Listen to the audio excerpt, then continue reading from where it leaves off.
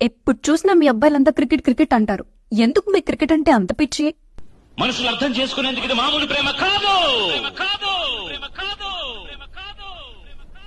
గుండెల్లో గాయమేమో చల్లంతమానిపోయి మాయ చేసే ఆ మాయే ప్రేమాయే.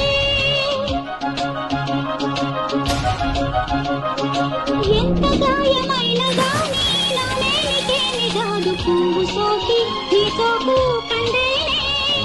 వెలికి రాని వెర్రి ప్రేమ కన్నీటి ధారలోన కరుగుతున్నది.